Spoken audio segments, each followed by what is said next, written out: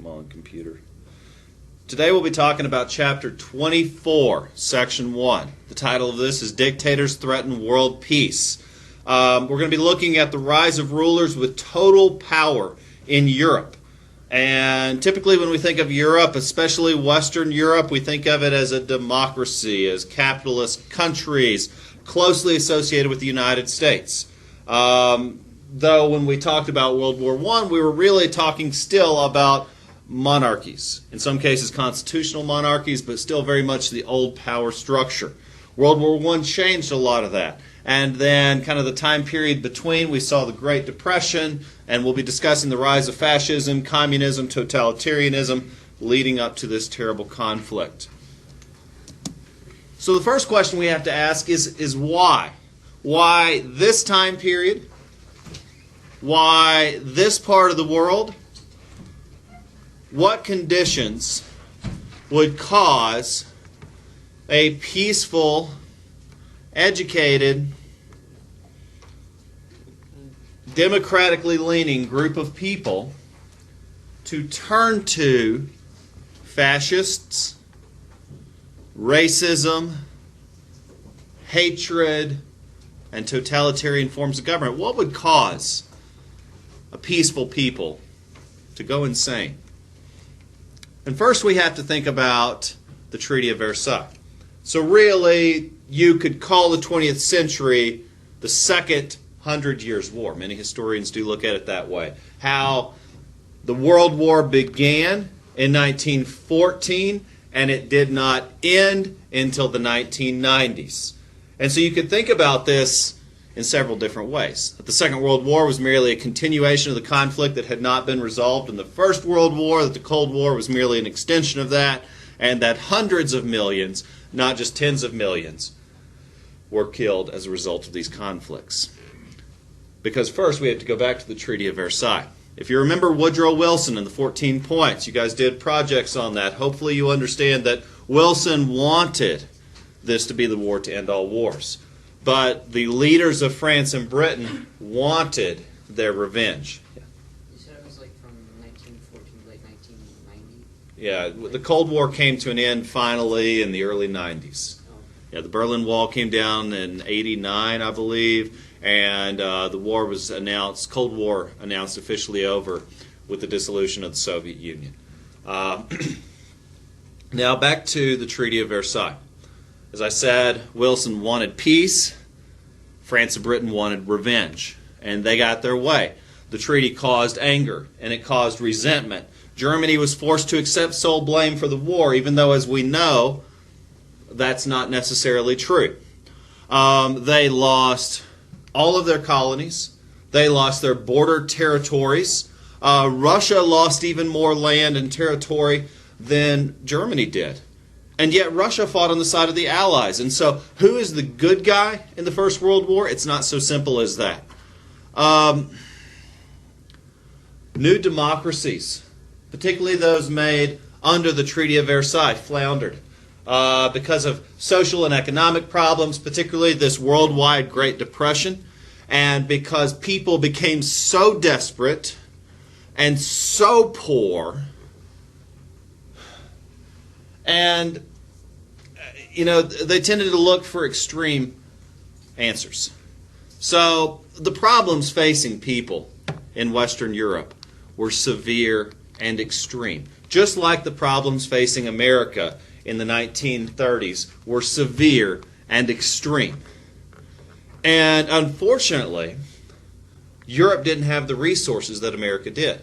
Europe couldn't instigate a New Deal.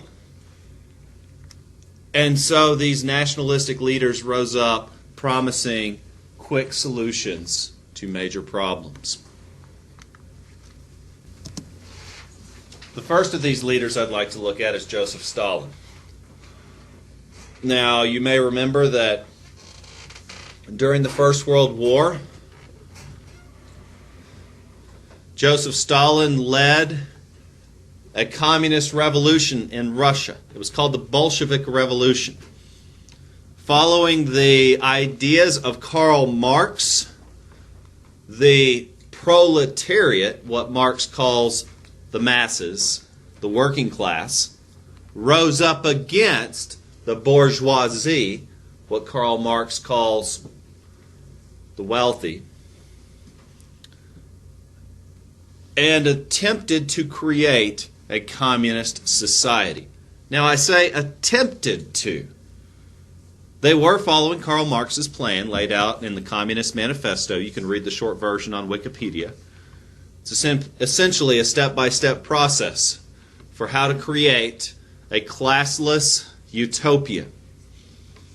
Well, Karl Marx said, he begins his work by saying the history hitherto of mankind has been defined by class struggle. And so what he means is that you can find elements of the rich versus the poor throughout human history. And so Marx is stating that he chooses to look at history through the lens of class struggle. And then he concludes his work by saying workers of the world must unite to create a better future. And so his work was revolutionary. It was an economic treatise on how to solve this lingering class division in society. But if you begin to read his steps, they're concerning. Because number one, he says the bourgeoisie, the owners of capital and production, will never willingly give up their power. And so Marx says the democratic process cannot lead to true communism. He says it must occur by force. He said the creators of production, the working class, must rise up and take the means of production forcefully from the bourgeoisie. It's scary stuff when you think about it. Yeah, I mean, you can find the Communist Manifesto online. If you don't have the patience to read it, even though it's rather short, listen to John Lennon's song Imagine. It's an abbreviated form of the Communist Manifesto. It's the idea that Karl Marx believed in, that peace on earth, that a classless society, that equality could be achieved through his process. But as I said, the scary part of the process is that first step. That he did not believe that democratic processes would ever lead to equality, because he believed that the holders of power in the world would never willingly give up that power. Because the democratic process would expect those holders of power to willingly relinquish that power if it is the will of the people. Now, when Lenin took over and then dealt with the ensuing civil wars that killed the royal family called the Tsars, the Romanovs, maybe you've seen the Disney cartoon Anastasia, and they essentially killed or took over all of the power holders in Russian society. And the Soviet Union was established by 1922. Now, Lenin died a couple years later, and he turned over power to Joseph Stalin. Now, that's not his real name. Stalin means man of steel. Stalin began to implement these timelines of transitions towards communism. So, Marx's next step after the Communist Revolution is a dictatorship to oversee the transition from private control of enterprise to public control of enterprise. Now, by enterprise, I mean the means of production, essentially the economy. And so the transitional process was supposed to be overseen by a dictator, according to Karl Marx. And with time, once the transition was complete, it was believed, and the next step was that the dictator would become obsolete, he would relinquish power, and everyone would be happy. That's where communism has never gotten. Never gotten past the dictatorship. And to be fair, the Soviet Union is not a perfect example of an attempt at communism, because it quickly became an oligarchy or a rule by a small number of people. And so it never was a true attempt, because with Joseph Stalin and these transitions as he began to replace private agricultural industries, the big food producers in his country, when he began to take those over and run them by the government, and he began to redistribute resources to institute an industrial revolution, he diverted a lot of the resources in Russia to industry and military. And this created a famine, meaning there was not enough resources going into food production because he was putting all of his resources into industry and military. Millions of people began to starve. Anyone who complained against what he was doing, to complain against the party or to complain about Stalin, he'd kill you. And these great purges, we believe, and we don't have exact numbers on this, that Stalin was responsible for the deaths of 8 to 13 million of his own people. These were called the Great Purges. Families were spying on other families. Children were encouraged to tell on their parents if they heard disloyal talk. The type of Big Brother society that I've shown you from clips of 1984 was similar to what you're seeing in the Soviet Union. My dad said that not all of them were because they lived there. They said that not all of them, but Stalin killed some of them. He sent to Siberia to Very good. prison. Very good. These were called the gulags, where he wouldn't kill everyone outright. Bullets are expensive, 8 to 13 million people. He also would put a lot of people into forced re-education camps, and it was believed that through work you could be taught to become a believer in the communist idea. These were called gulags. They had a horrible reputation. Like Larissa said, a lot of them were located in Siberia, one of the coldest parts of Russia, and millions of people died at these camps as well. Where they were poorly equipped, they were not well fed. It was essentially like a concentration camp in the Second World War. A totalitarian government means that the government has complete control over the people. This is a scary situation where thought crimes could be prosecuted. Disloyalty could get you killed. And so you had to live your life in fear of the government. And you would constantly be monitored, not only by the police, but by your neighbors. Were any of those camps ever infiltrated in World War II by Allied? So, at the beginning of the Second World War, Russia was involved in a non-aggression pact with Hitler. We'll talk about that more in a bit. But then when the Nazis invaded Russia in the fall of 1941, we began to actually support the Soviets. And the Soviets were seen as the good guys, which there was a lot of propaganda to try to educate America and Soviets as good guys. And, of course, then they became the, quote, bad guys after that, after Potsdam, after the Second World War, and it was agreed that we had different goals, and then they became the enemy. But what's ironic is that the Soviets were seen as the good guys. And I'm going to show you some film reels showing Soviet heroic acts during the war. Maybe you've seen the movie Defiance.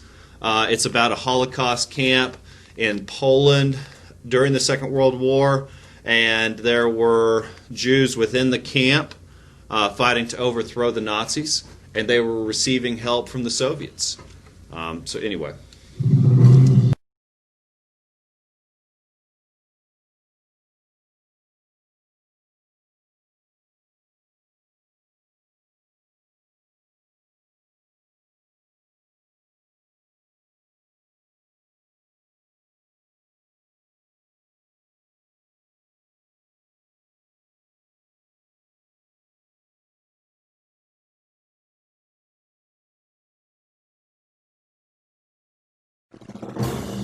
In Russian, Stalin means man of steel.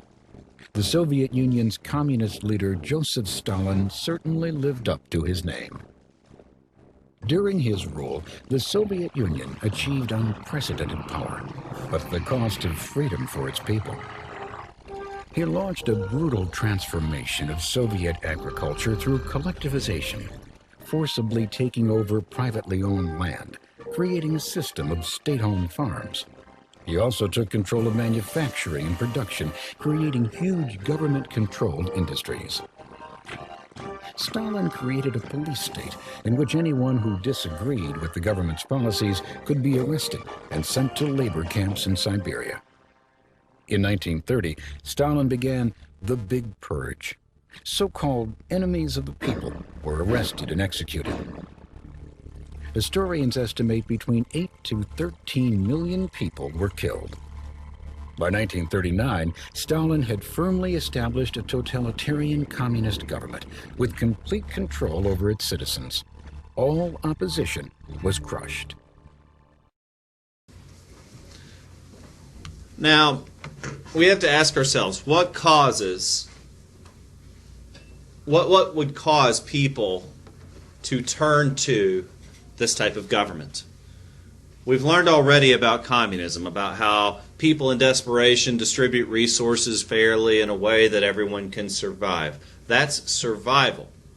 And when it comes to prosperity, democracy is the more popular answer, because when you have your basic needs met, you can discuss the possibility of improving your condition peacefully.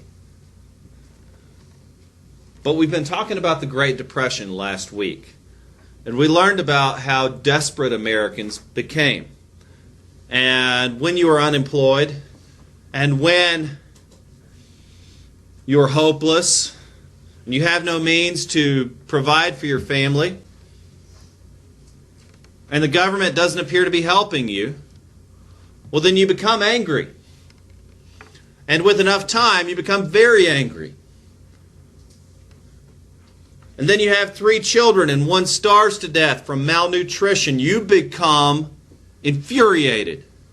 And when you find out that you're not the only one, that you're one of 5 families in the past week who've experienced the same thing, and you're all hard workers and you've been laid off and you've spoken to your politicians and they turn a blind eye to it, then you become furious.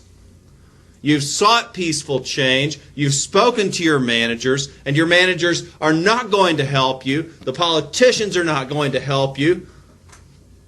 You have choices. You can lie down and suffer in silence, or you can take action. I need you to understand that there were labor movements all throughout American history. We've talked about many of them. And there were movements that lost faith in democracy, that lost faith in capitalism here in the United States. There were unions and strikes where the government would murder the organizers, would throw people in prison on trumped-up charges, where people had to take direct action because the government wasn't watching out for their interest or representing them in any way. And people became angry. In many ways, the Great Depression was one of those big tests in our history, where a large enough people became so disgruntled and so angry that the government was forced to act to create jobs, to help everyone, and we got ourselves a Roosevelt as president. Someone who wanted to create jobs. But he could not have done that on his own. He had to have the help of the, quote, establishment, the people who had the means to create the jobs, who had the money and the influence. Now the thing is, in places like Italy, where these depressions were going on as well, and the labor movements were growing more severe, and people were becoming more angry. And some of these strikes were led by communists, just like the industrial workers of the world in the United States. And this labor movement was growing in number as more and more people realized their government wasn't looking out for their best interest, but only the interest of the wealthy. As more and more people said, today it is our day to seize and use direct action to improve our lives because no one is going to help us. And the democratic process was not working for these people, at least they believed. And many of the more stable financially many of the more middle or upper class Italians began to look to strong leaders to fix their problems. Because you see, in democracy, positive change happens incrementally, slowly, over a period of time. In a democracy, things move slowly. When things move quickly, when you begin looking for swift action, instant change, you're no longer talking about democracy. You're talking about revolution. With revolution can often come violence. And violence can lead to totalitarianism. And this is what Italians were concerned about. And so they turned to a party in Italy called the Fascist. Now, fascism is a Latin word. It means a strong bundle of cords. It's the concept of putting aside your self-interest for the needs of the people. It's very much like Hydra, if you're an Avengers fan, where one gets cut off the head of one, two shall rise. Put aside your self-interest for the needs of the many. And so fascism stresses extreme nationalism, that one must put the needs of the state above the needs of the individual. Mussolini played on the fears of Italians, their fears of communism, their fears of economic depression. He promised he would get people back to work. He promised he would make his country great and powerful again. In fact, he even promised he would restore the old Roman Empire. And so not only would Italians get back to work, they would win great victories, and they would become mighty once more. And that's attractive to a group of people that are currently poor. To hear that he has a plan to make us not only not poor anymore, but powerful. And so he was supported by government officials. He was supported by the police. He had his own army. They were called the Black Shirts, full of unemployed Italians swelling to this cause. And he was appointed the head of a totalitarian state in Italy in 1922. Yes? Did he make Italy great again? That was the idea, was to make Italy great again. How did he do it? We'll get to that. In Italy, similar events unfolded shortly after World War I. In 1919, dictator Benito Mussolini, Il Duce, or the Chief as he was called, began his rise to power. Mussolini became popular because he promised Italians he would rebuild Italy and create a new Roman Empire. Mussolini created a political movement called Fascism, and in 1921 he became a member of the Italian Parliament. In 1922, he and thousands of his fascist supporters, known as the Black Shirts, marched into Rome, demanding the Italian king give him power to lead the government. Not wanting to start a civil war, the king conceded.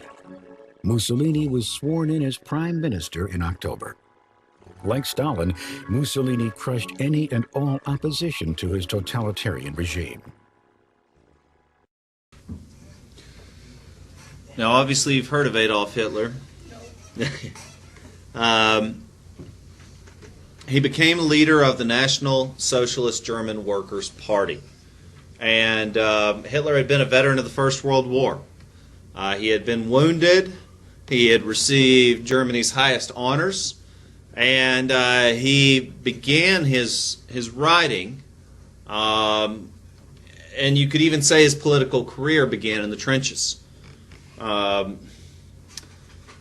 Soldiers who served with him wrote later that he was constantly talking of Germany's rise to power during the war, and he became extremely bitter that Germany lost the war. He blamed it on the Jewish people. It's common for someone to use a scapegoat or to seek to blame problems on someone else or a group of people. And he wrote his book Mein Kampf before he rose to power, laying out the basic beliefs of Nazism. This is based on an extreme form of nationalism. that he wanted to unite all German-speaking peoples around the world. In fact, he instituted a worldwide call for all ethnic Germans to return to the Deutschland, German for fatherland. And people did, many from all over the world.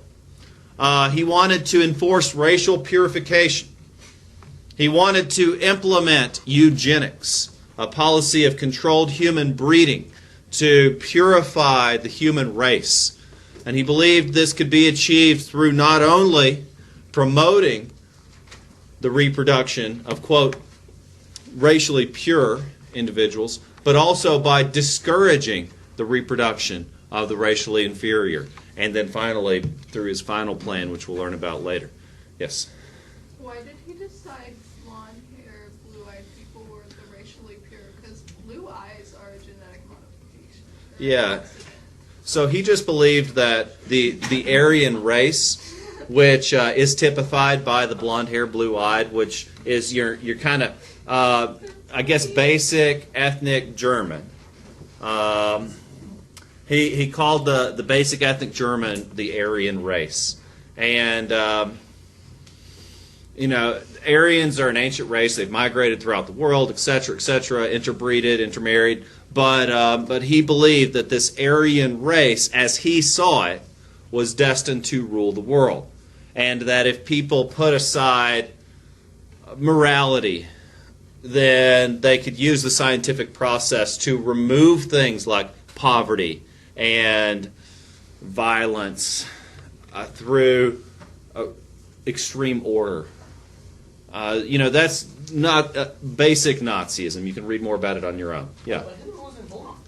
No. Right. Hitler's mother was Jewish. He was Austrian. Yes, he was his mixed ethnicity. I've never figured that out myself. He was like Jewish and like part black. I don't know. But the thing is, even though he's a bit of a contradiction in terms, he hit a chord. He struck a chord with the people of Germany because he was angry.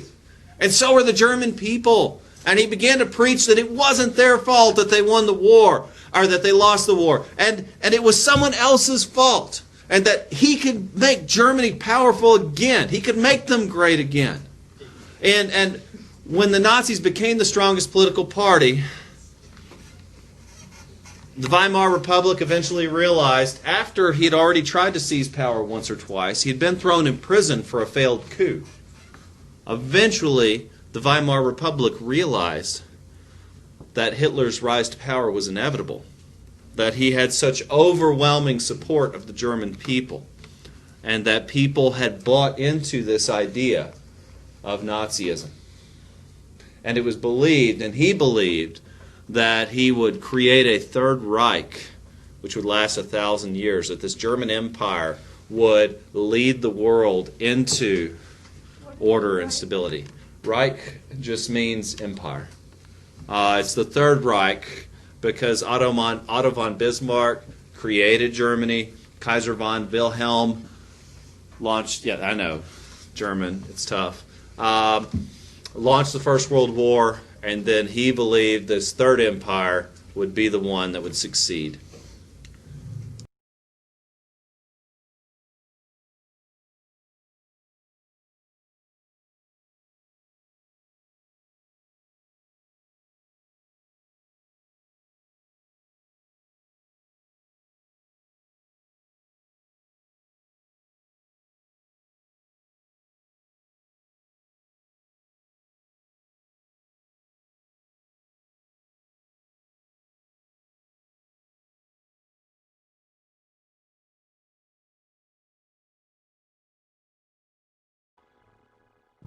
At the end of World War I, Adolf Hitler was just another jobless soldier wandering around Germany. In 1919, he joined a small political party called the National Socialist German Worker, the Nazi Party.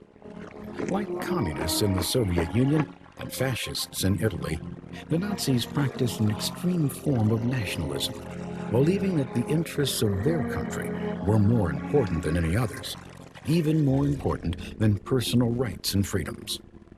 Hitler quickly rose to power to become the Nazi Party's leader, or Führer.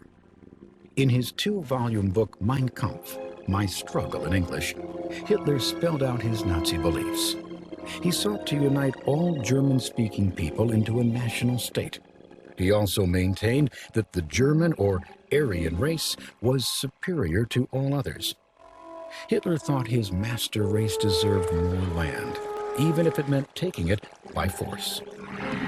The economic hardships in Germany in the early 1930s helped Hitler and the Nazi Party gain power. In 1932, roughly 6 million Germans were jobless, and Hitler's promise to restore German pride and stature in the world appealed to them. As head of the Nazi Party, Hitler was appointed German Chancellor in January 1933. He quickly put an end to the faltering Weimar democracy and established his Third Reich, a totalitarian regime with himself as dictator.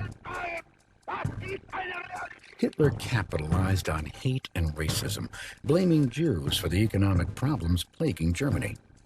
Jews were ousted from government positions and certain professions, and barred from the use of public facilities. They were isolated and forced to wear a yellow Star of David. The discrimination escalated in November of 1938. Rampaging mobs attacked Jews in the street, in their homes, and at their places of work and worship. Nearly 100 Jews were killed, more than 1,000 synagogues burned, and over 7,000 Jewish businesses were destroyed. This came to be called Kristallnacht, or Night of Broken Glass. Jewish property was seized, and Jews, gypsies, and other groups considered unfit for Hitler's master race were sent to concentration camps. Over the course of the war, 6 million Jews and 5 million others were murdered by the Nazis. This became known as the Holocaust. The extent of the horrors of the Nazi concentration camps would not be fully realized until the war ended in 1945. Now on to Japan. In 1931, a similar nationalist group of military leaders in Japan seized control of Manchuria. Manchuria was a part of China that had been fought over way back in 1904 against Russia. These Japanese militaristic leaders were taking over Japan. They preached that Japan was the master race, that they were destined to conquer the world. It might take them 1,000 years, as they said, but they would achieve their goals. The League of Nations condemned this action. The Kellogg-Briand Pact had outlawed war as a means of national policy. Japan simply quit the League of Nations. That's all they had to do. And so the militarists took complete control over the Japanese government. Hitler also quit the League in 1933. He began the buildup of the military a couple years later. Despite rules in the Treaty of Versailles explicitly saying that Germany would not be allowed to do this, he even sent troops into the Rhineland, part of Germany that had been taken as a result of the Treaty of Versailles. But the League does nothing to stop it. You see, the League outlawed war as a means of national policy, but it also forbade any consequences. So they passed a rule without consequences. You know how well that goes over, right? Meanwhile, Mussolini was doing the same thing. Because you see, uniting a people who had been engaged in class struggle requires a common enemy. If you ever read Howard Zinn's People's History of the United States, he gets rather angry on that subject. Because let me say it again. Uniting a group of people engaged in class struggle requires a common enemy. What am I saying? when people begin to realize they are poor and it is partly because of the controlling classes, let's give them somebody to fight. Give them an enemy. I don't care who, go bomb somebody. So we can get back to hating whoever it is we're supposed to hate instead of recognizing that we can have a better life. Instead, let's find somebody to hate. It's a perfect place to There's- reference there's a- 1984 again. Yeah, there's a great book about this, of course, 1984, but also there's a book called Perpetual War for Perpetual Peace. It's the idea that war is a stabilizing factor, especially in helping resolve class differences. It was believed in the Spanish-American War that it would help Americans overcome the civil strife of the American Civil War. You know, why did we get involved in the First World War? Well, according to Eugene Debs, it was a conspiracy to distract us from the problems of the labor movement and to bolster the profits of American corporations, to help banks get their money back, to help war industries profit, which sadly they were the ones who profited most greatly from this war. Anyway, I digress. So the League also failed to stop Mussolini's invasion of Ethiopia. All I'm pointing out is that fascism requires a war. It requires a war. Why do you think ISIS is doing all of these stupid things they're doing?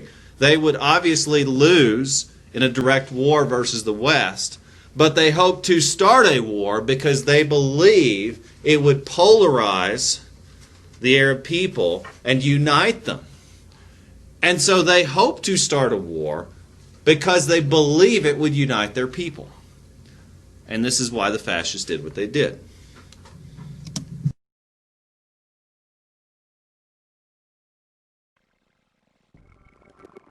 Though the young Emperor Hirohito led Japan, the true power during the 1930s was in the hands of the Japanese military. The country was gripped in a frenzy of nationalism, and like Germany and Italy, desired more land and resources for its growing population.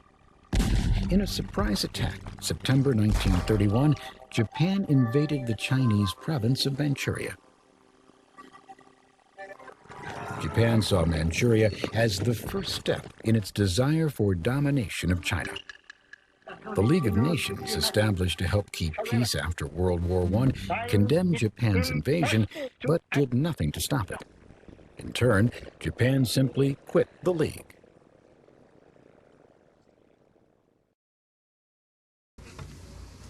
And on to Spain. You need to understand that this Great Depression was worldwide. And that when people become poor and desperate enough and realize with time that the government is not looking out after their best interest, people will organize, they will unite, and they will overthrow their governments. Now, what do people turn to after the government is overthrown? Well, in most cases, they will turn to a great leader. Someone who promises to restore order. Well, what does it mean when an individual promises to restore order? Well, that's fascism in a nutshell. In Spain, it was General Francisco Franco rebelled against the Spanish Democratic Republic and began the Spanish Civil War. Hitler, as well as Mussolini, backed the general, and meanwhile, Joseph Stalin sent aid to the opposition. The general was promising stability and promising an end to communism, because many of these movements that were ongoing in Spain were communist movements, and the general had the support of the middle and upper class. In fact, he had the support of Germany as well as Italy. In fact, Germany and Italy signed the first fascist alliance called the Rome-Berlin Axis. With their support, Franco won the war and became a fascist dictator, was generally neutral throughout the Second World War. Meanwhile, in America, as I've said several times already, the American public was outraged at the profit of guess who? The banks and the weapons manufacturers from the First World War. Who really won the war? Well, according to many, especially among the labor movement, it wasn't democracy. It's obvious democracy didn't win the war because of the Treaty of Versailles. Who really won the war? Well, track the money. Where did the money go? To the banks and the arms dealers. So many Americans, as they became aware of this, became largely isolationists, saying, if war is only helping these extremely wealthy individuals and corporations to heap enormous profits, then what's in it for us? We fought this, many Americans were saying, we fought this war because Wilson said make the world safe for democracy, and it didn't do that. In fact, it just led to the rise of fascism. So many Americans went back to the words of George Washington, avoid European entanglements, and became isolationists. As a result, the president began to back away from foreign policy. Congress passed the Neutrality Acts to keep us out of future wars. The Neutrality Acts outlawed the sale of arms, forbade loans to nations who were at war.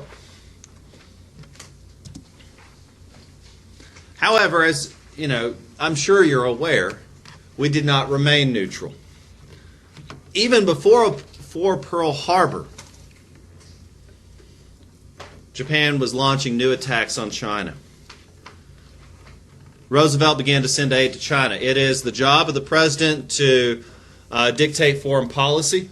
It is the job of the president to issue economic sanctions or embargoes or decide to provide aid. That is the job of the chief executive. When Roosevelt began to send aid to China and began to impose embargoes and sanctions on Japan, Japan eventually decided to attack us at Pearl Harbor, getting us involved in the war, and of course we'll be looking at the rest of the story later. This next clip I'm going to play for you is after the passage of the Selective Service Act. As 16 million young men are required now to sign up for a possible draft, as millions of Americans are preparing for the possibility of war. Yet Pearl Harbor hasn't happened, but we're already beginning to train an army. And this speech is rather important because he's going to lay out the case for why we should be involved in the war, even though we weren't at that time. We take Gotham from the corrupt, the rich, the oppressors of generations who have kept you down with myths of opportunity, and we give it back to you, the people. Gotham is yours. None shall interfere. Do as you please. But start by storming Blackgate and freeing the oppressed!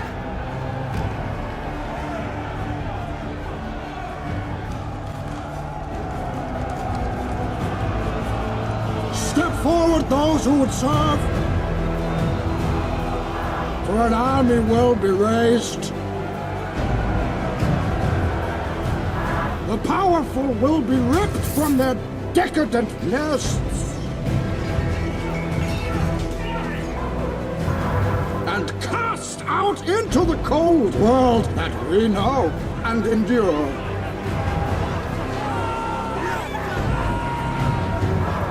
Courts will be convened.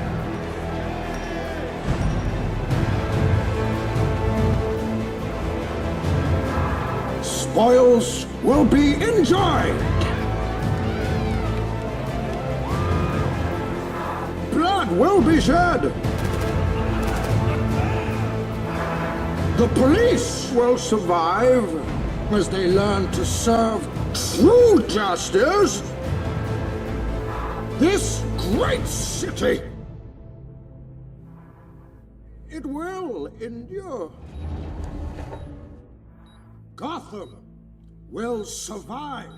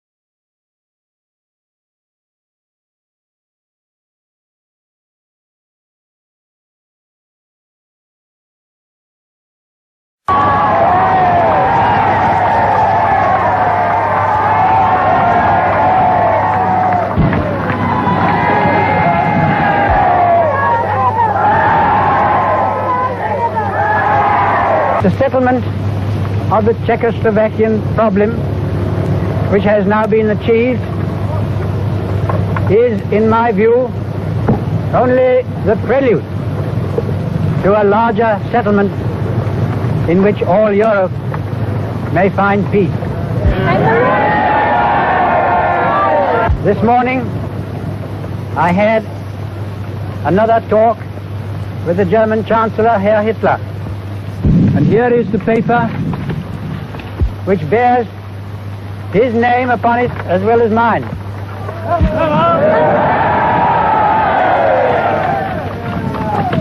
Some of you perhaps have already heard what it contains, but I would just like to read it to you.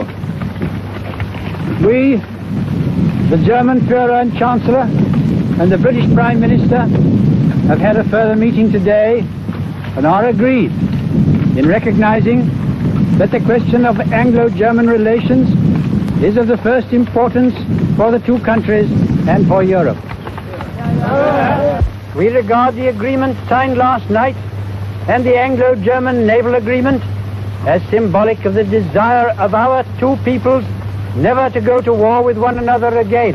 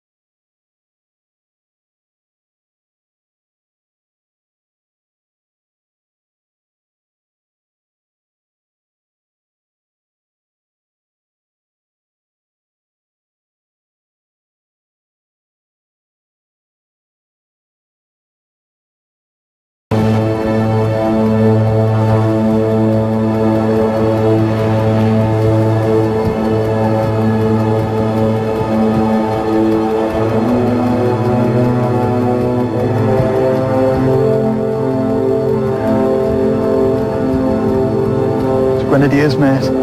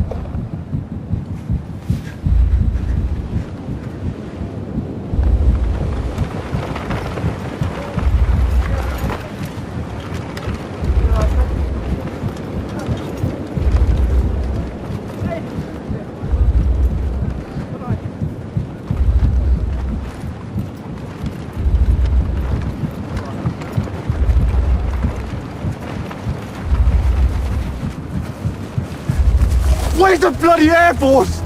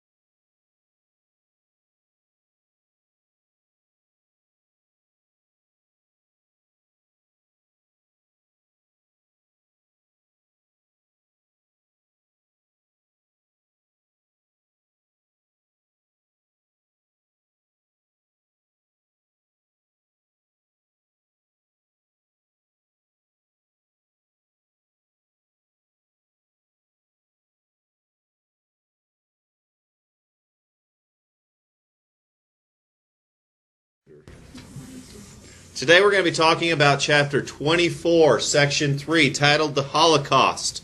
And during this time, where the Nazis now have control of most of Western Europe, there was a systematic execution of over 6 million Jews. This is enough for it to be considered an attempted genocide, which we'll talk about more in a moment.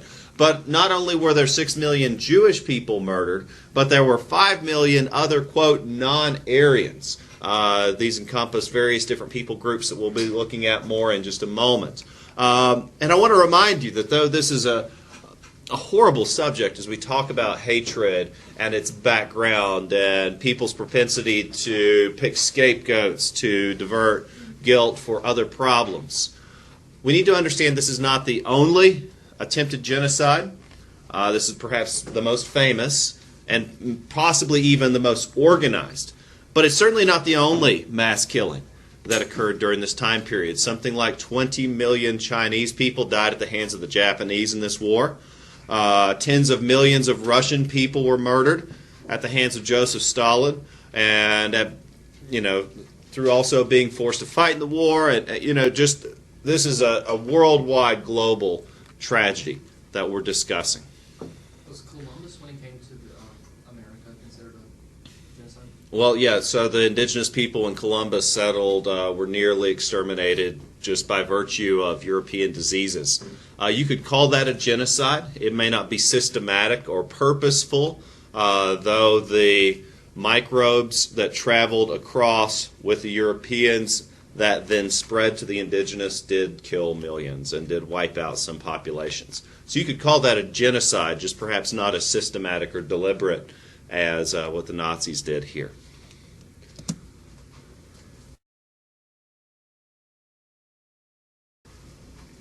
So when I began to study the Holocaust, I always wondered why the Jews. And this is a common question I get from my students. Why were the Jews hated? Well, for one, Europe has a long history of anti-Semitism. And let's trace this back to its root. The Jewish people were always unique among the parts of the world where they lived. When there was once a state of Israel, they were perhaps the only monotheistic people living in that region. Most people were polytheistic. During the time of the Roman occupation of Judea, which was once the nation-state of Israel, Rome was a polytheistic society. Emperor worship was common among the many other deities. But the Jews were monotheistic, meaning they only believed in Yahweh, their Hebrew God. And they refused to worship the other Roman gods, so it always put them culturally at odds with the rest of the Roman Empire. The Jews also had a history of rebelling against the Roman Empire, and after the Second Maccabees Revolt in AD 70, AD standing for the year of our Lord, Anno Domini, the Romans finally had had enough. So the Judeans had revolted several times. In fact, if you're familiar with the story of the Gospels and the New Testament, when the Jews thought that Jesus was the Messiah, they were looking for this earthly deliverer. Because several people had already previously promised to be an earthly deliverer, and several people after Jesus promised to be this Messiah. And what they were looking for was someone to help them throw off the yoke of Roman rule and gain independence from the Romans. And the last person to attempt this was named the Maccabees. He led a revolt, and in AD 70 the Romans suppressed this revolt and had finally had enough. They decided they were going to destroy the city of Jerusalem. They were going to wipe out the Jewish people, and they were going to exile them throughout the Roman Empire. This was a time known as the Diaspora, where the city of Jerusalem was destroyed. The Jewish temple was destroyed. The last resistance held out on a mountain fortress called Masada, and you can still visit this place today. It's a tall mountain with what was believed to be an impregnable fortress that could hold out for months, if not years. There was a large cistern and well. It was large enough of a fortress to grow crops, and so the people believed they could hold out indefinitely. Well, the Romans, and all their efficiency, built a ramp up to the island, the mountain fortress of Masada, And when the Jews there realized they were all going to die, they actually committed mass suicide. And that was the end of the Jewish resistance to the Roman rule. Now, the rest of the Jewish people, for 2,000 years, became the largest ethnic group with no nation of their own. They were refugees. And if we know anything about the Syrian refugee crisis, you know that refugees are often unwelcome guests. So that led to a history of anti-Semitism. And then much later, during the Middle Ages, the Roman Catholic Church instituted an ordinance forbidding Catholics from loaning money with interest to other Catholics.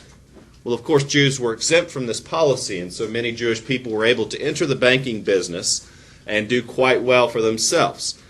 And though not all Jews are bankers and not all bankers are Jews, this led to the stereotype of Jewish people being called misers. Now, miser is a negative connotation. It's a negative term, but it means someone who is careful with their money.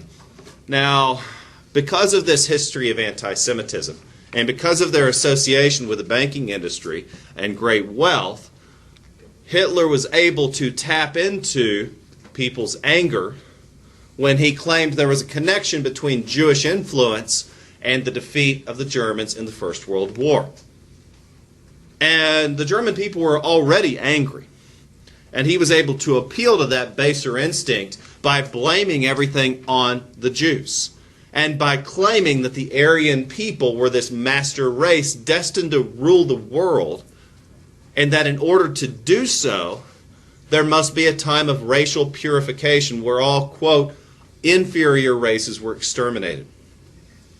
The German people believed Hitler's claims, and they began to blame the Jews for all manner of problems. Now, again, I want to point out this is not the first time this has occurred. When the city of Rome burned under the rule of Nero, he blamed the Jews. When various economic problems hit our country, we blamed Jewish people. There were a number of anti-Semites here in the United States as well.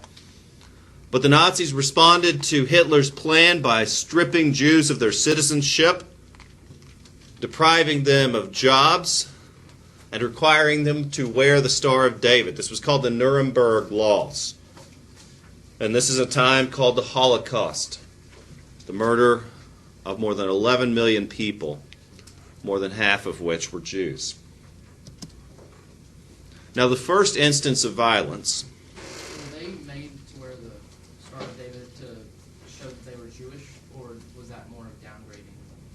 No, it was a requirement to wear the Star of David to identify themselves as Jewish, so that the German people would know who they are and where they are. Now, the scary thing is we've seen instances of this in American culture, where a people group has been demonized, where scapegoats have been utilized, and where some pundits have even called for the mandatory identification of certain people groups. Those are scary circumstances.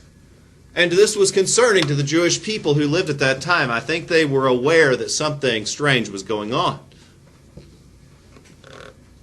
But the first real instance of mass government-sponsored violence against the Jewish people occurred at Kristallnacht, translated the Night of the Broken Glass, where Nazis attacked Jewish homes and businesses and synagogues. And in this one night, about 100 Jewish people were killed, hundreds of others injured, and tens of thousands of people were rounded up and arrested. And so again, this is the first case of government-sponsored violence against this group of people.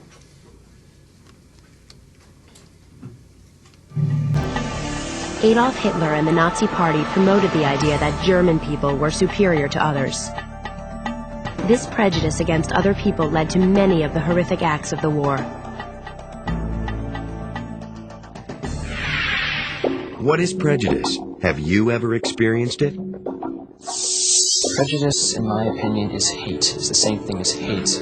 Hate for one person or a group of people. I guess it would be that you're judged for something before someone actually knows about you and what your beliefs are and your personality. I think people hate because they don't always have the whole story. They don't don't take the time to think about other people and think about the other side of a situation. I think people hate because they're brought up that way. You really take on what your parents teach you. When my father came to work one day, there was a sign saying, "Go home, foreigner."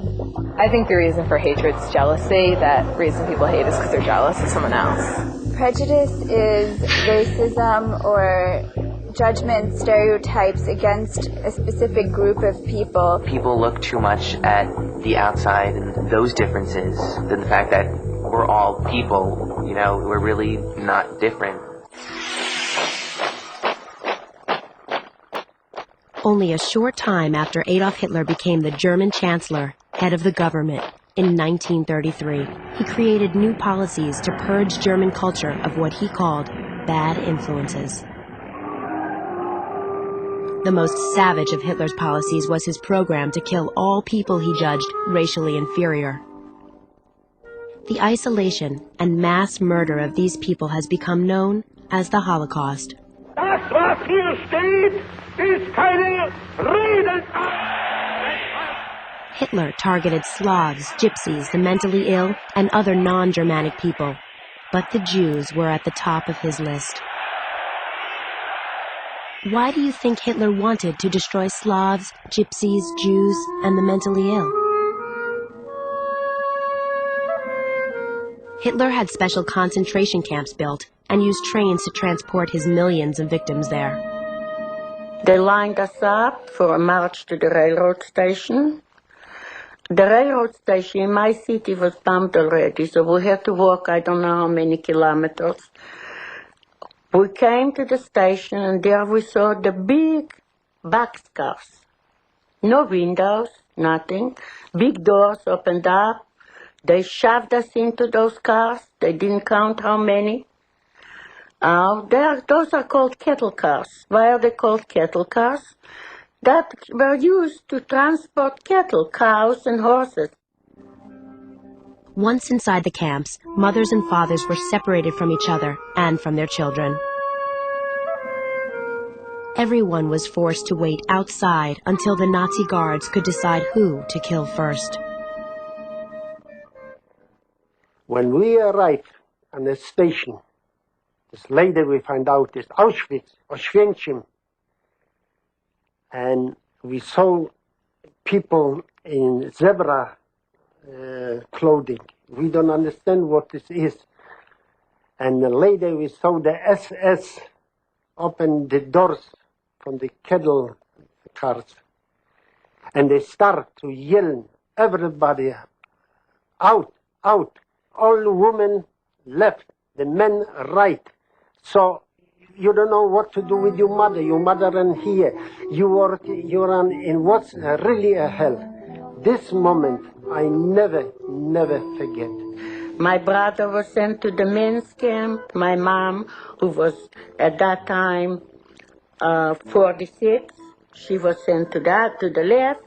I found myself at the age of 16, all alone. The Jews were forced to do slave labor in the camps. With little food and even less sleep, they worked to support the Nazi war machine. Sometimes when there was little to do, the Nazis would make their prisoners perform meaningless tasks to control them. What reasons do you think the Nazis had for wanting to control their prisoners? In the morning, they woke you up really early, and they counted you.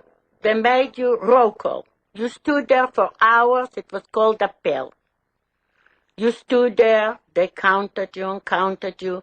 Why count you? There was no place to escape. You were surrounded with 2 rows of electric wires, guards around and around. After counting us and giving us the little food, they chased us to do different jobs. Every day you did so. They took, let's say, 50 women, 100 women. You go sweep the street. You go clean the bathrooms. You go do this. You go do that. And was all kind of work, was digging holes. Some, like I was working later on digging pits.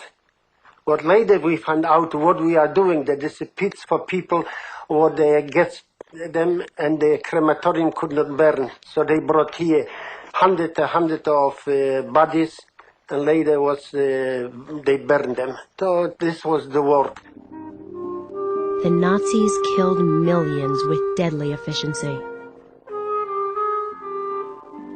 When they were no longer able to work, prisoners were marched into gas chambers. Their bodies were burned in crematoria, or vast furnaces, and their ashes were scattered. The crematoria were going day and night. These gas chambers were going day and night. During the day, there was just black smoke coming out that you saw, and when the wind was in the direction of the camp, the ashes fell down mixed with small splinters of bone.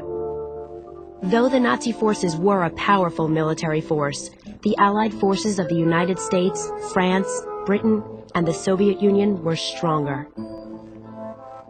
Allied troops cut through German defenses in 1945 and began making their way into Germany.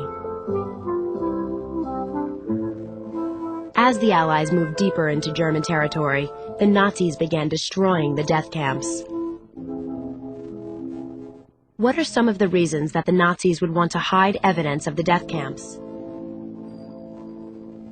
The camps were shut down long before the arrival of the Red Army, and there the Germans had time to manicure the grounds a little bit and to try, if not totally successfully, to erase traces of killing centers that had been established in these locations. Not only was it the question of destroying the buildings or other facilities, but also of what to do with the labor force that was in these camps that had not been gassed and which had to be marched out over long distances to some other place. By April of 1945, the Nazis were unable to hide the large-scale evidence of the camps. Allied soldiers started finding them as they began penetrating Nazi territory. Looked like a castle, the Smarthausen. And the walls were 10 foot high. There were electrified fences to keep the inmates from trying to get out. And some of them were so weak they couldn't get out even if it didn't have guards. They were starving to death. We'd heard rumors that there were concentration camps, that there were prisoners there, but we didn't expect to see human skeletons. And we still can't fathom how people could look so thin and be alive. The people that were able to just hugged us and kissed us, their faces were thin and haggard from lack of food. In most cases, they were all starving. Disease, starvation, and dehydration were so commonplace in the camps that many prisoners could not even walk. Allied soldiers gave people food and water and did the best they could to improve living conditions. But there was nothing the soldiers could do about the horror and death the prisoners had been forced to live through. He was thinking, you are free. A bird go out from the cage, how she fly free. This how was with us. We was jumping. We could not walk much, but we was jumping in the place. Each one was kissing. Look, now somebody started to yell, where's my mother? Where's my father? Now started tragedy. The Nazis wanted to destroy all people they thought were different, but they failed. The Holocaust is a reminder of how inhumanity can reach deadly proportions and a warning that it should never happen again.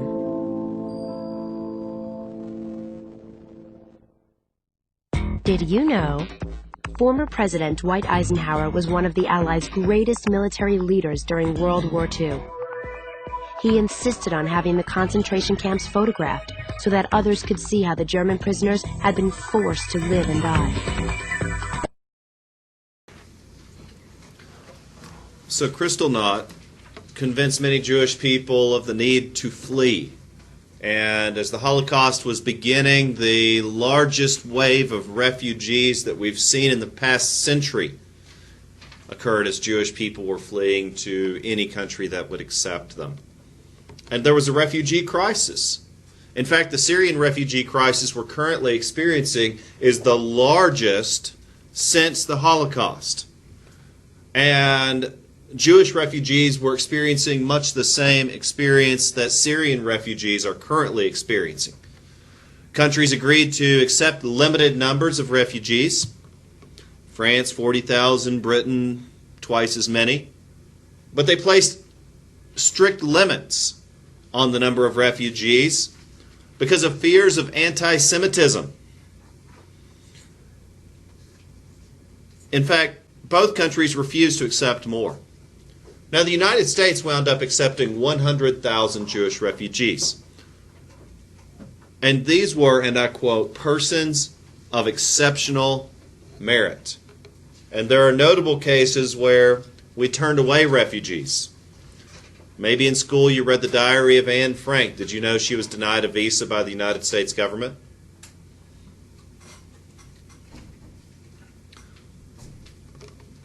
Americans feared a strain on our economy. Gee, that sounds familiar. Americans feared that these refugees might be agents of the Nazis. Gee, does that sound familiar? These Jews might be terrorists. And much of this is fueled by simple racism. The fact that many Americans didn't like Jews, and so we didn't feel closely identified or akin to the Jewish people, and so we didn't feel a need to help them.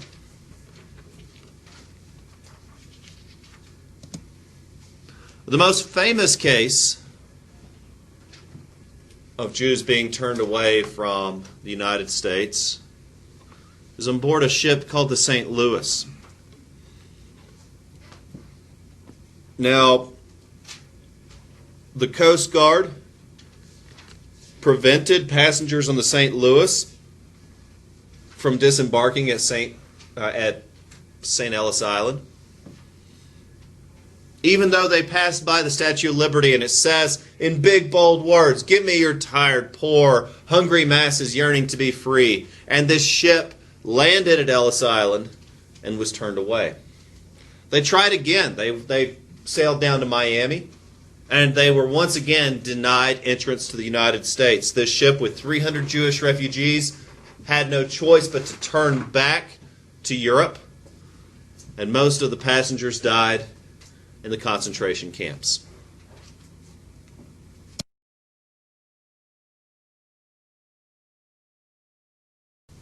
I'm sure you've heard the phrase Hitler's final solution. His plan was to enslave and eventually exterminate inferior groups of people.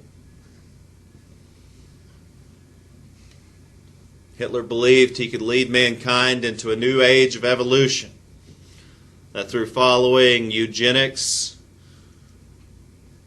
he could breed a better human race.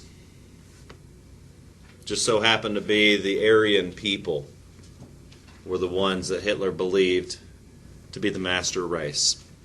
Now, genocide is a deliberate, a systematic killing of an entire population. The root word there is gene, the destruction of a genome. Now, the target of this genocide were particularly Jews, but also gypsies, Freemasons, Jehovah's Witnesses, Germans that were considered unfit, the mentally disabled. Even many intellectuals were sent to concentration camps because they might spread discontent or dissent.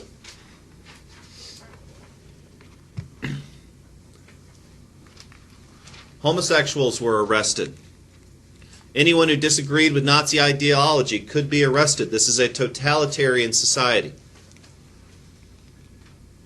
Nazi death squads were sent around to round up the Jews and to shoot them.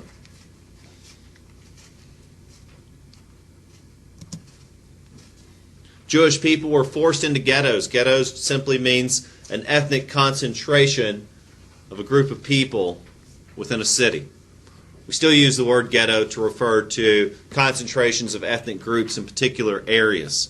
The Jews were forced into these ghettos. Now, obviously there are countless stories of survivors I've had the chance to hear several Holocaust survivors speak. I hope you get to someday. You need to take that opportunity before that time passes.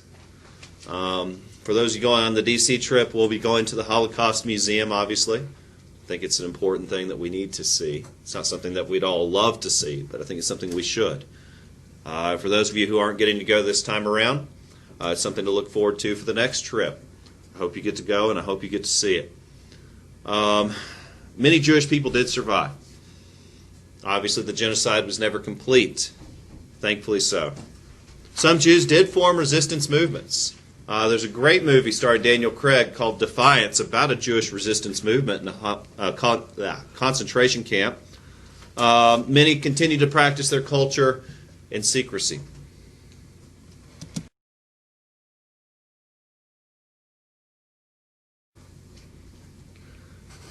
So many Jews were taken to these concentration camps. They were originally believed to be only labor camps, where the Jews would be working on war-related industries. Families were often separated. The camps were originally seen as prisons. Prisons where forced labor would be expected. But eventually they were given over to the SS. That was the kind of Nazi stormtroopers, considered their elites, to warehouse, quote, undesirable people. Prisoners were crammed into barracks, given very little food, forced to work all day, every day, no exception. Those who could not continue were killed outright.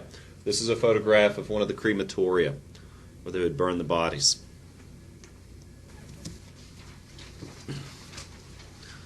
Many of these concentration camps converted over to death camps.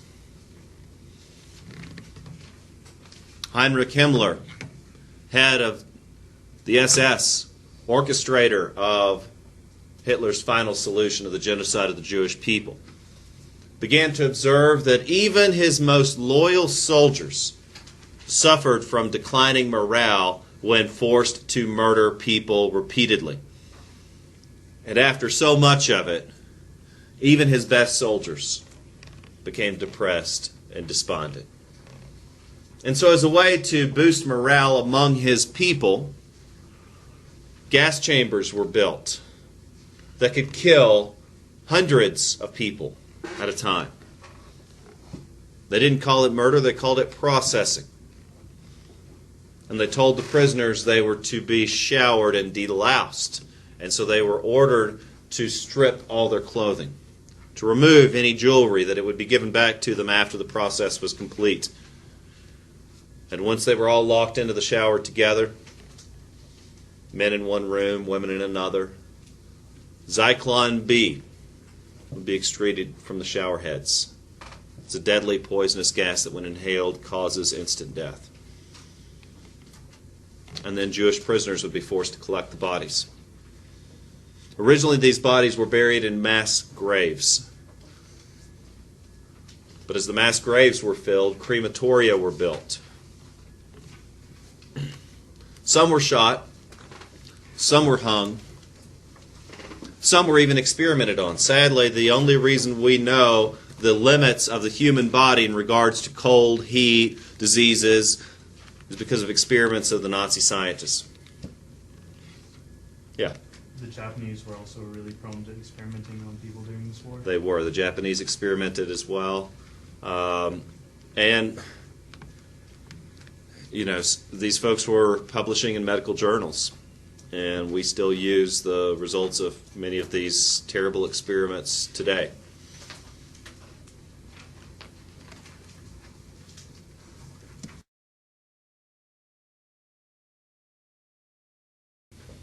About 6 million Jews total were killed in the death camps. About 5 million non-Jews were murdered as well. Some did escape. Some did receive help from ordinary people. Not all Germans, not all Western Europeans were Nazis. Some people did resist. And many even survived from within the concentration camps. Because the Nazis lost, thankfully, Hitler was never able to complete his final solution. And these camps were eventually liberated by American soldiers, by Soviet Army. And what we're about to watch is a recreation of one of these liberations by an American company of the 101st Airborne. It's based on a true story. HBO produced the Band of Brothers series following the 101st Airborne from their dropping behind the lines at D-Day all the way up to their liberation of this camp. Today we'll be talking about Chapter 24, Section 4, and that is how America moved towards the Second World War. Number one, we had to respond to the fighting in Europe. This was going on. FDR was convinced that the fighting in Europe would bleed over to the United States. And so we're going to talk about how we began to provide economic and military aid to help the Allies achieve victory.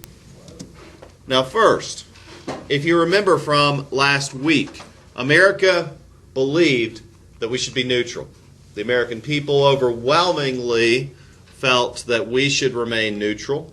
Congress passed the Neutrality Acts forbidding the sale or loaning of weapons to nations at war. Now, by 1939, as the Nazis were winning in Western Europe and the fascists were going to war throughout North Africa, and the Japanese were expanding in the southeast, and the Russians were expanding in Eastern Europe, and things were looking bleak, Roosevelt began to attempt to persuade Congress and managed to convince Congress to pass a cash and carry provision to the Neutrality Acts, saying that as long as Allied countries could pay cash and carry the provisions themselves, then we would sell them weapons or supplies. This only applied to France and Britain to help them defeat Hitler. So at this time we were not supplying weapons to any other nations. Now by 1940, Roosevelt tried to provide Britain, quote, all aid short of war. All aid short of war. He said the phrase that Britain will fight, but they need the materials to continue the fight, and America will become the great arsenal of democracy. Now also in 1940, Germany, Japan, and Italy signed the Tripartite Pact, making them an alliance. This is a mutual defense agreement so that an attack on any one of these countries would be considered an attack on all of these countries. So the goal was to keep the United States out of war by forcing us to fight a two-front war. So if we go to war with Germany, we also have to go to war with Japan and Italy. The scary thing is that by 1940, the Nazis were winning. And again, Roosevelt felt that we needed to be involved in this fight, but the American people still believed in neutrality. So the president continued to push us towards increased defense spending, increased involvement in the war. In fact, in 1940, the first peacetime draft was enacted. The Selective Service Training Act. It required that every draftee serve for 1 year receiving military training. And this applied only to the Western Hemisphere. At this time, we were not sending soldiers overseas. History was made when FDR ran for re-election, breaking the tradition of a two-term president, and won against Wendell Willkie, the Republican opponent, with 55% of the popular vote. Three-term president, the only one we've ever had. Extremely popular and beloved by the American people. The American people, however, were still clinging to neutrality. We did not want to fight this war. We believed that it was a mistake to fight in the First World War, and we did not want to repeat that mistake. However, Roosevelt was convinced that if Great Britain falls, and I played you this speech earlier in the chapter, that if Great Britain falls, we will be living at the point of a gun loaded with explosive bullets. And then he goes on to say that America must be the great arsenal of democracy. By late 1940, the cash and carry provision was proving to be ineffective. Britain was running out of cash. They did not have the money to continue paying for the weapons that the United States was providing. So Congress broke, or at least did away with, the Neutrality Acts by passing the Lend-Lease Act, that the United States would loan and even transport the tools that Britain needed to continue to defend themselves from the Nazis. The turning point in World War II occurred not when the United States got involved, though that was extremely significant, but the turning point in the war was when Germany decided to invade Russia. Germany and Russia had signed a non-aggression pact. This is different from a mutual defense agreement. They were not allies. They simply agreed to not fight one another. The Germans were content to leave the Soviets with their buffer states in Eastern Europe, and the Soviets were content to allow the Nazis to conquer Western Europe. As long as they stayed away from each other, all was fine. The Nazis invaded Russia. It was called Operation Barbarossa. It was the largest land invasion of a country in the history of warfare. Some of the largest battles in the history of warfare occurred in this campaign. At this time, we began to send Lend-Lease supplies to the Soviet Union, to Joseph Stalin. Roosevelt made the phrase that if Hitler invaded hell, we'd start sending supplies to the devil.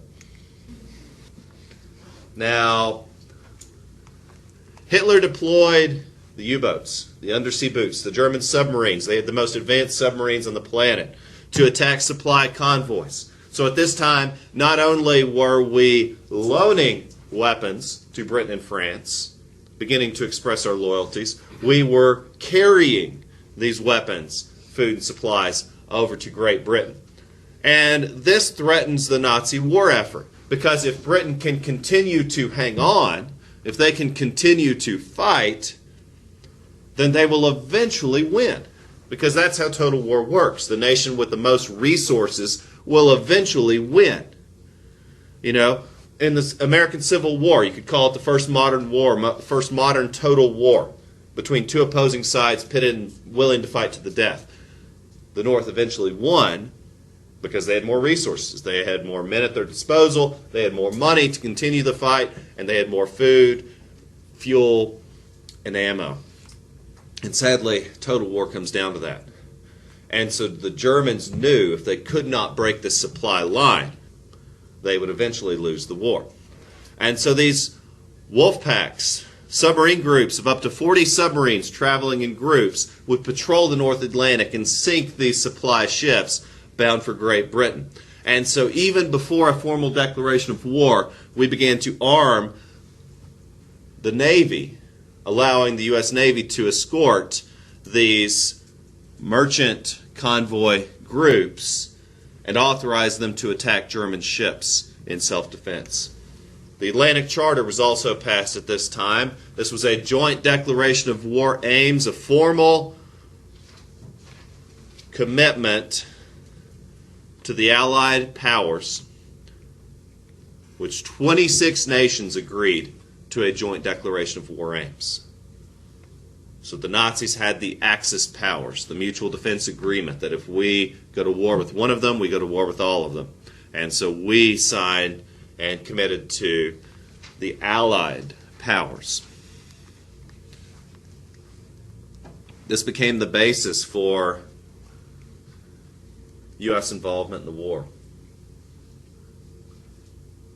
Because at this point, according to Roosevelt, we are providing all aid short of war. That means we have declared the Japanese, the Italians, and the Germans our enemies. And even though we are not technically at war with them, we are opposing them. And so we have committed a large step towards involvement in this war.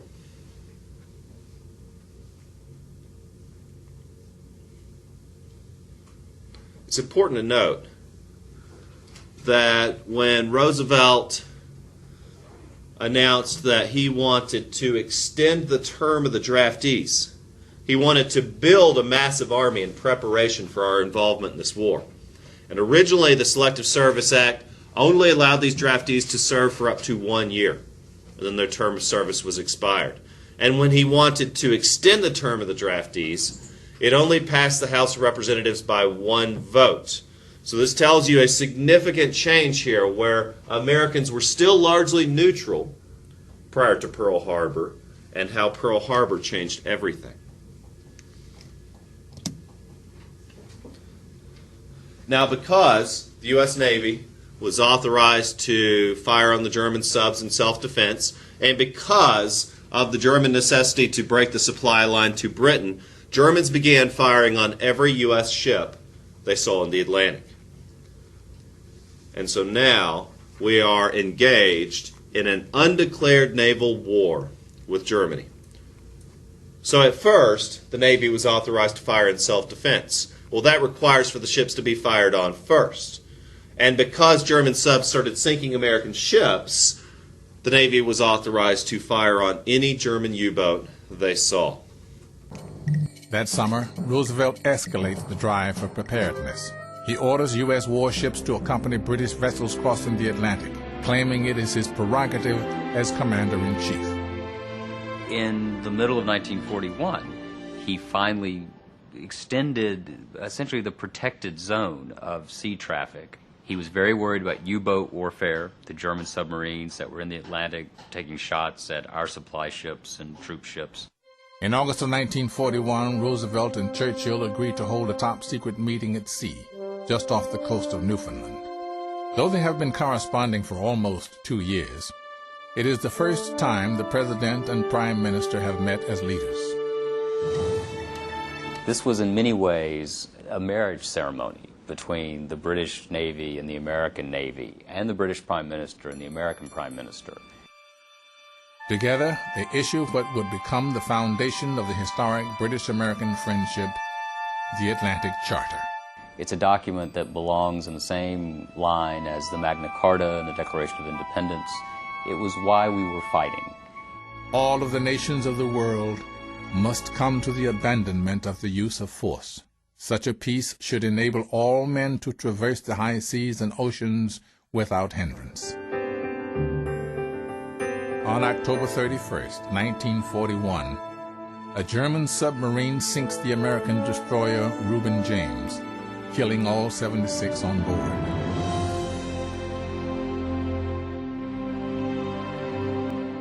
Hitler has attacked shipping in areas close to the Americas. We have wished to avoid shooting, but the shooting has started. That was only part of the story. We'd been chasing that submarine for some little time, and I think the first attack was by us, not by the Germans. Had all the facts of the assignment of Atlantic ship fleets been known, Roosevelt would have had a very rough time of it on Capitol Hill. History has recorded who fired the first shot. In the long run, however, all that will matter is who fired the last shot.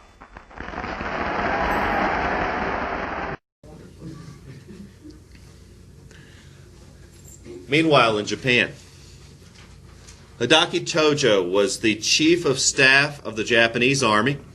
It was under his command that China was invaded and conquered by the Japanese.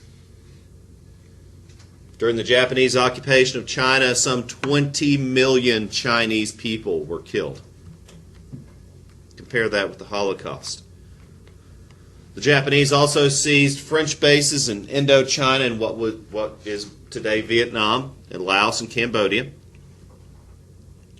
And because the United States refused to sell Japan anything, we had issued embargoes and sanctions on them, Japan could not get American oil. At this time, America was the largest producer of oil in the world.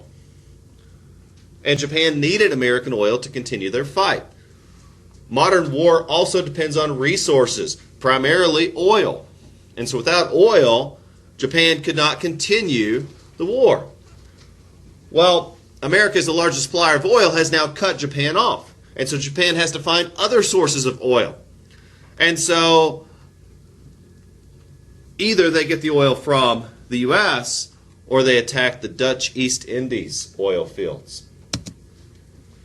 And so Japan declares their intentions to invade the Dutch East Indies. And the U.S. enters diplomatic negotiations with Japan.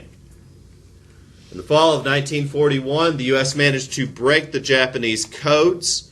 Maybe you've seen the movie about Alan Turing, starring Benedict Cumberbatch. It's really good, about the breaking of the Nazi codes. And inadvertently, they developed the first computer in doing so. Very neat movie about some code breaking. Well, the Japanese codes were broken by fall of 1941. And the first major intercept that we received was that the Japanese were planning an attack on the United States. We just didn't know where. Diplomatic talks continued for about a month, and then we intercepted a last communique on December 6th of 1941, the day before Pearl Harbor, and this instructed all Japanese envoys to reject any further U.S. proposals and to return to Japan.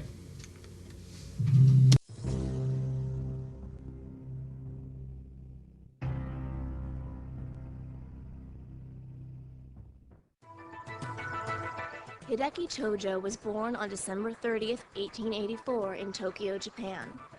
He died December 23rd, 1948, also in Tokyo, Japan. A Japanese general and statesman, Hideki Tojo was the most powerful leader in the Japanese government during World War II. He authorized the attack on Pearl Harbor and pushed the Japanese offensive in China, Southeast Asia, and the Pacific. In 1945, Tojo was arrested by the Allies as a war criminal, tried, convicted, and executed in 1948.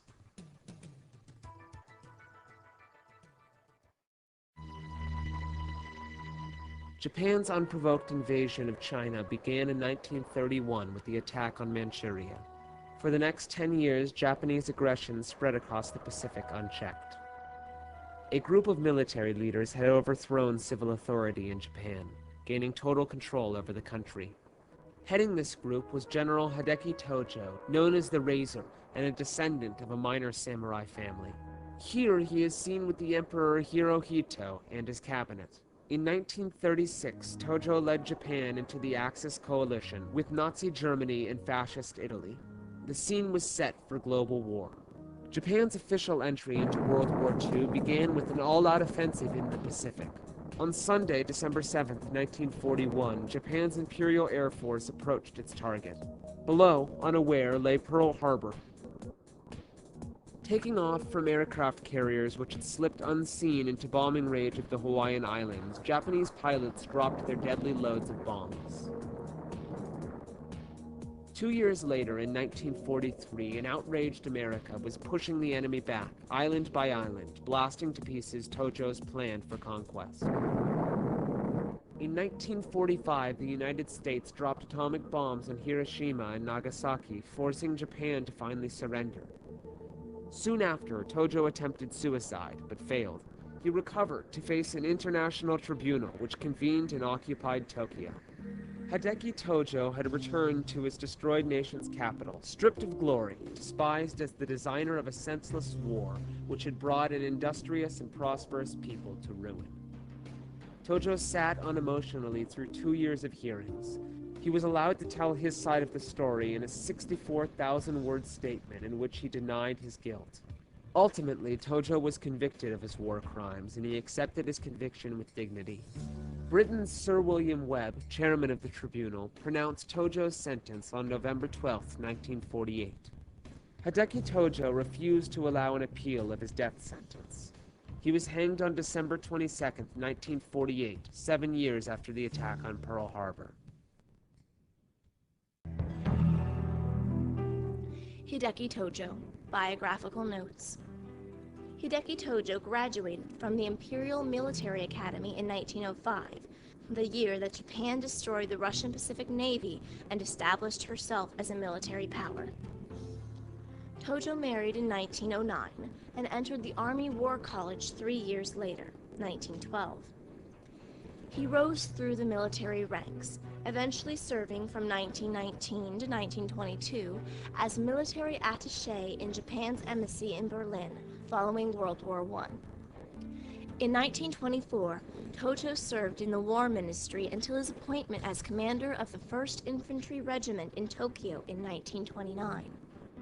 In the 1930s, Hideki Tojo fought in the Second Sino-Japanese War, a major invasion of China by Japan.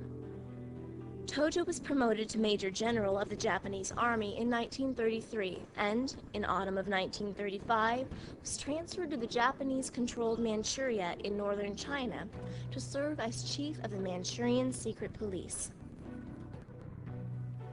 2 years later, he was appointed as Chief of Staff of the Kwantung Army, the Japanese forces in China, serving from 1937 to 1938. In May of 1938, Tojo was recalled to Tokyo and appointed Vice Minister of War. However, after 6 months, he returned to the armed services and took command of the Army's aviation. During this time, as a supporter of Nazi Germany and fearing the expansion of communism, Hideki Tojo began advocating preemptive airstrikes on both China and the Soviet Union. As War Minister from 1940 to 1944, Hideki Tojo was instrumental in leading Japan into the Axis alliance with Nazi Germany and Italy. On October 18, 1941, Tojo was appointed the 40th Prime Minister of Japan by Emperor Hirohito, commanding the entire Japanese military and serving until July 22, 1944, when he was relieved of his command. Tried by the International Military Tribunal for the Far East for war crimes, Tojo was found guilty, sentenced to death on November 12, 1948, and executed by hanging. Because of the crimes committed under his authority, Tojo is considered responsible for the murder of almost 4 million Chinese.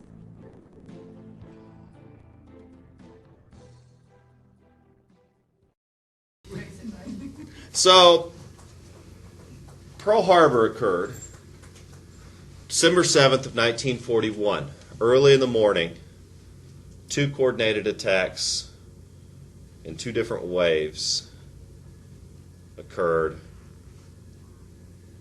at Pearl Harbor Naval Base in Hawaii. Until 9/11, this was the most disastrous attack on American soil by a foreign country in our history. 2,403 Americans were murdered. 1,178 were wounded. The loss of life is tragic, and that, if nothing else, polarized American opinion, because when the vote was held to go to war, it was almost unanimous in Congress. The loss of aircraft and ships were substantial. We were lucky, if not clever, that our aircraft carrier groups were not stationed at Pearl Harbor at that time, but were on exercise out in the Pacific.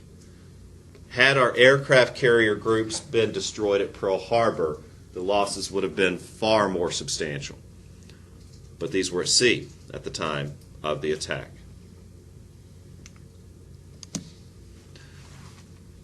Now, the reaction to Pearl Harbor was intense.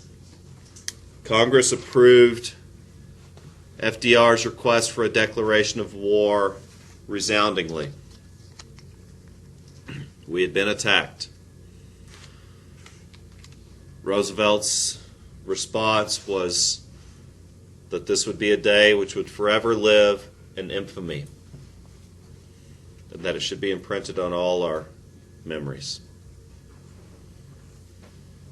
When we declared war against Japan, Germany and Italy declared war against the United States, and now we are forced to fight a war on both sides of the ocean.